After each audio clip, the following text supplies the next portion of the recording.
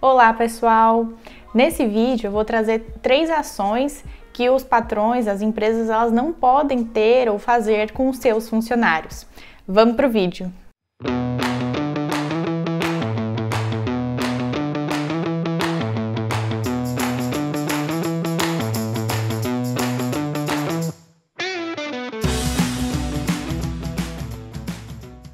Então, eu vou trazer aqui nesse vídeo 3 ações que as empresas elas não podem ter com os seus funcionários.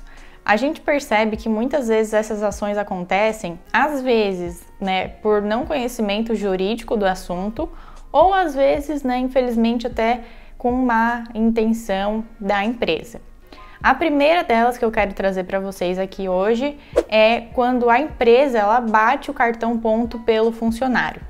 Ou seja, a gente tem ali um superior, um representante da empresa, e quando chega em determinado horário, ele vai e bate o cartão ponto pelo funcionário, como se fosse o funcionário batendo. Mas na realidade, esse funcionário ele continua trabalhando, fazendo as suas atividades normalmente, mas no cartão ponto já está, por exemplo, registrado um horário em que ele saiu da empresa. Ou então a marcação de algum intervalo que esse funcionário não está usufruindo de verdade. Então, por exemplo, o superior ele vai lá e bate o cartão, o horário de entrada e de saída do intervalo, enquanto esse funcionário na verdade está trabalhando normalmente e não teve esse intervalo que está lá registrado. Todas essas questões que eu falei, elas estão incorretas, porque o cartão ponto ele deve ser sempre batido pelo próprio funcionário e realmente nos horários em que a situação está acontecendo. Então, se eu estou tendo um intervalo, eu vou registrar o horário de início e de término desse intervalo. Se eu estou realmente parando totalmente o meu trabalho e estou indo para casa, eu vou registrar o meu horário de saída. E da mesma forma, no início do dia, eu cheguei na empresa e comecei o meu trabalho, eu registro o cartão ponto. Qualquer coisa diferente disso está incorreto. A segunda atitude é reter a carteira de trabalho do funcionário. Então, por exemplo, muitas vezes a empresa ela solicita a carteira de trabalho no início, no meio ou no final do contrato de trabalho para fazer anotações, seja do período de contrato, seja de alterações de salários, de férias ou anotações gerais. Ela solicita que o funcionário entregue a carteira de trabalho para que ela faça as anotações.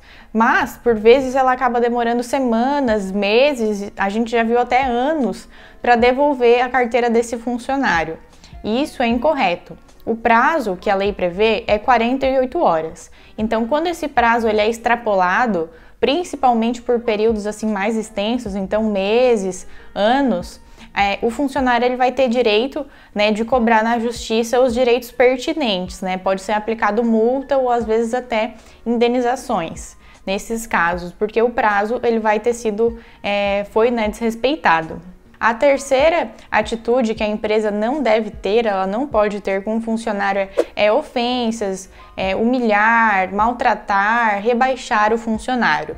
Quando a gente verifica que tudo isso acontece, ofensas, de fato assim na má intenção, querendo humilhar, diminuir aquele funcionário, ofender a sua dignidade, a sua moral, com palavras feias, situações assim que envolvam piadas, tudo isso é incorreto. O ambiente de trabalho, ele precisa ser um ambiente saudável, que propicie segurança para o funcionário ele fazer bem as suas atividades, entregar bons resultados.